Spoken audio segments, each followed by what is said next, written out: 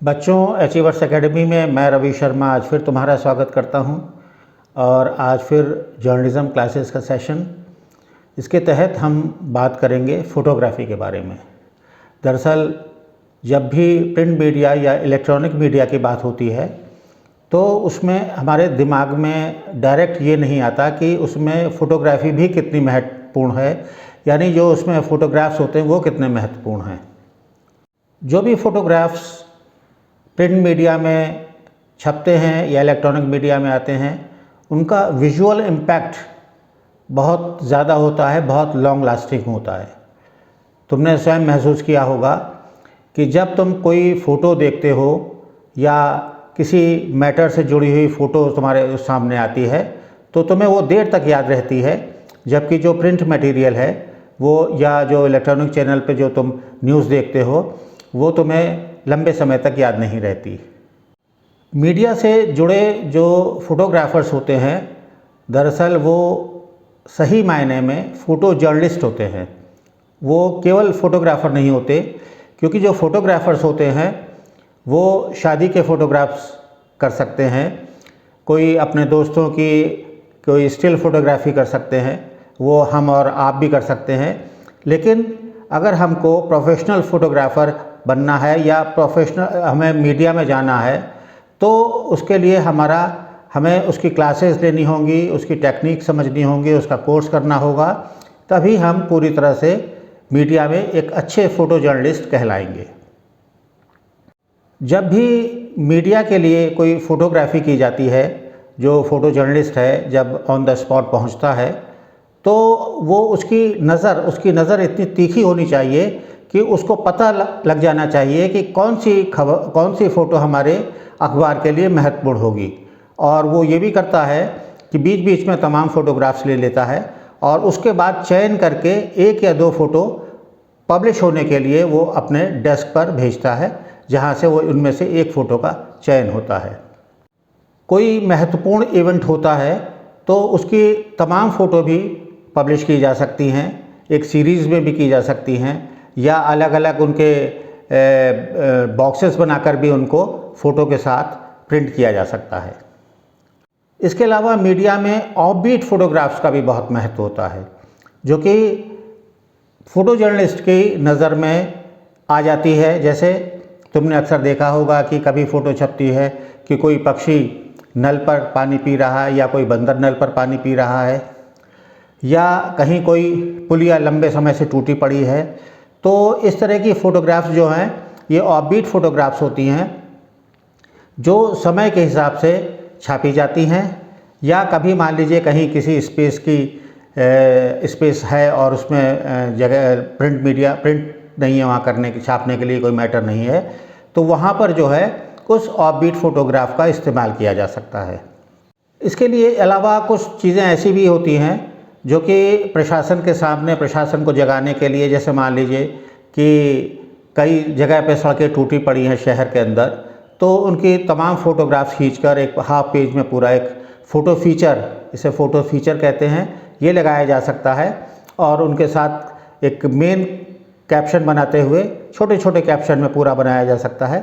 और ऑफबीट में मैं ये भी बता रहा था कि ऑफबीट फ़ोटोग्राफ जो होती हैं वो केवल कैप्शन के साथ ही छापी जा सकती हैं, जिससे कि पाठक को, उसमें कैप्शन थोड़ा बड़ा होगा, 3, 4, 5 लाइन का होगा, जिससे पाठक को उसकी पूरी जानकारी भी हो जाए और उसे देखने में अच्छा भी लगे। इसके अलावा कोई पॉलिटिकल इवेंट है शहर में कोई बड़ा, तो उसके लिए फ़ोटो जर्नलिस्ट की नज़र बहुत ही तेज़ होनी चाहिए, क्योंकि अगर मान लीजिए उस इवेंट में जैसे मंच पर जो राजनेता बैठे हुए हैं और जो फ़ोटोग्राफ़र जो है केवल उनकी फ़ोटो खींच लेगा तो सामने जो भीड़ है वो नहीं दिखाई पड़ेगी। इसके लिए ये आवश्यक है कि फ़ोटोग्राफ़र जो है वो पीछे जाएगा और पीछे जाके वहाँ पर उनसे एक रिक्वेस्ट करेगा, सर 1 सेकंड, और जैसे ही वो पीछे देखेंगे तो उनकी फ़ोटो खींच लेगा। तो उसमें वो राजनेता की भी फ़ोटो आ जाएगी और आगे जो उसके सामने जो भीड़ इकट्ठी है उसकी भी फ़ोटो आ जाएगी। और इसके अलावा अक्सर तुमने देखा होगा कि जो छोटे छोटे किसी राजनेता के जो बयान होते हैं उनके साथ उनके फ़ोटो लगाए जाते हैं। तो उसमें अक्सर ऐसा होता है कि मान लीजिए किसी विषय में वो संवेदना व्यक्त कर रहे हैं राजनेता, या कोई आलोचना कर रहे हैं, या किसी चीज़ पे वो क्रोधित हो रहे हैं और पता चला आपने उसमें फ़ोटो लगा दिया हंसते हुए राजनेता का, तो वो बड़ा अटपटा सा महसूस होता है। तो जो बड़े राजनेता हैं उनका आपके आर्काइव में उनके डिफरेंट जो मूड्स होते हैं, डिफरेंट मूड्स के फ़ोटोग्राफ्स होने चाहिए, ताकि जब जहाँ जैसी आवश्यकता हो वहाँ पर उस तरह के फ़ोटो का इस्तेमाल किया जा सके। इसके अलावा जो शहर में विभिन्न मुद्दों को लेकर कैंडल मार्च निकाले जाते हैं, तो उसकी फ़ोटोग्राफ़ी में भी सावधानी बरतनी होती है, ताकि वो एक बड़ा खूबसूरत सा चित्र बनता है केवल जिसमें कैंडल की रोशनी ही चारों तरफ दिखाई दे रही होती है। और किसी को यदि हाईलाइट करना है तो कैमरे के फ्लैश ऑन करके एक पर्टिकुलर पर्सन का एक मोमबत्ती लिए हुआ या जो आगे के 3-4 प्रोमिनेंट लोग हैं उनका फ़ोटो कैंडल के साथ लिया जा सकता है, तो उसमें उनके चेहरे भी स्पष्ट हो जाएंगे। इन सब फोटोग्राफी के अलावा एक सबसे महत्वपूर्ण जिसमें दर्शकों की पाठकों की विशेष रुचि होती है वो है वाइल्ड लाइफ फोटोग्राफी। ये बेहद रोमांचक और लोगों के लिए रुचिकर होती है और साथ साथ ख़तरनाक भी होती है, क्योंकि आउटडोर या जंगलों में वाइल्ड लाइफ एरियाज़ में इनकी शूटिंग की जाती है, इनकी फ़ोटो खींची जाती है। जैसे तुमने अक्सर देखा होगा कि कभी फ़ोटो छपती है या कभी इलेक्ट्रॉनिक मीडिया पे आती है कि शेरों का झुंड, शेर पूरे अपने कुनबे के साथ सड़क पर बैठा हुआ है, या हाथियों का झुंड या हिरनों का झुंड सड़क पार कर रहा है। तो ये देखने में बड़ा ही आकर्षक लगता है। वाइल्ड लाइफ फोटोग्राफी में जो वीडियो बनाए जाते हैं उसमें विशेष ध्यान देने वाली बात ये होती है कि वो हिले नहीं, क्योंकि हिलते ही वो हेज़ी हो जाएंगे और फिर वो देखने में ना आनंद आएगा और उसमें वो देखने में डिम हो जाएंगे और अच्छा भी नहीं लगेगा। इसके अलावा चूँकि इनकी फ़ोटोग्राफ़ी इनके जानवरों के, पशुओं के नेचुरल हैबिटाट में यानी प्राकृतिक वास स्थल में जाकर की जाती है, तो वहाँ पर भी बहुत सतर्क रहना पड़ता है, बहुत चौकन्ना रहना पड़ता है और उसके आसपास के क्षेत्रों की जानकारी भी रखनी होती है। कभी मान लो कोई पशु हमला कर दे तो कैसे बचेंगे, किस रास्ते से निकलेंगे, और यदि वाहन से हैं तो वाहन चलाने में भी सिद्धहस्तता होनी चाहिए। इसके अलावा तुमने नेशनल जियोग्राफिक मैगज़ीन के बारे में सुना होगा और देखी होगी, बहुत ही सुंदर मैगज़ीन है ये। और आज से 132-33 साल पहले नेशनल जियोग्राफिक सोसाइटी ने इसका प्रकाशन शुरू किया था और ये महीने में एक बार प्रकाशित होती है। इसके अंदर जो है जियोग्राफिक, नेचर, हिस्ट्री, साइंस तमाम सब्जेक्ट्स को कवर किया जाता है और इसकी जो फ़ोटोग्राफ़ी है वो बहुत ही अव्वल दर्जे की होती है और इसके फ़ोटोग्राफ़र्स भी बहुत हाईली पेड होते हैं। इस वीडियो में मैंने तमाम ऐसी बातें बताई जो कि आपको किसी क्लास में नहीं बताई जाएंगी। ये सब प्रैक्टिकल चीज़ें हैं जो धीरे धीरे आदमी सीखता है, लेकिन मैंने ये बताई हैं तो तुम ये आसानी से इनको समझ सकोगे और उसको फॉलो करोगे। इसके अलावा जो मैं एक बहुत ही महत्वपूर्ण बात बताने जा रहा हूँ वो ये है कि जब भी कोई भी फ़ोटो अखबार में प्रकाशित की जाए तो वो कदापि फोल्ड पर कदापि नहीं होनी चाहिए, क्योंकि अगर फोल्ड पे होगी तो वो मुड़ जाएगी और उसके लिए पूरा खोल के देखना पड़ेगा। जबकि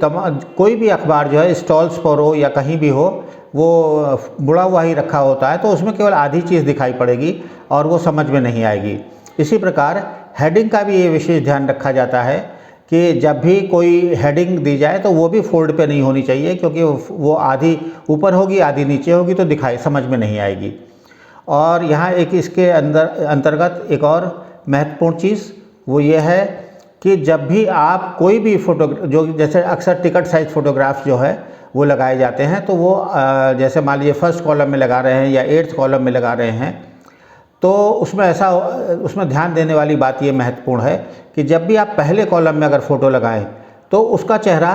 अंदर की तरफ अखबार की तरफ होना चाहिए, और जब 8th कॉलम में लगाएं तो उसका चेहरा इस साइड होना चाहिए, यानी कि दोनों जब भी चेहरे हों वो अंदर की तरफ हों, क्योंकि वो अगर बाहर की तरफ होंगे, बाहर की तरफ देखते हुए होंगे तो बड़ा अजीब सा लगेगा। तुम बच्चों इस बारे में आप पूरी तरह से समझ गए होंगे फ़ोटोग्राफ़ी के बारे में, तो इस हमारे चैनल को सब्सक्राइब करना और अपने दोस्तों के बीच शेयर करना ताकि उन्हें भी ये लेक्चर्स प्राप्त हो सकें। धन्यवाद।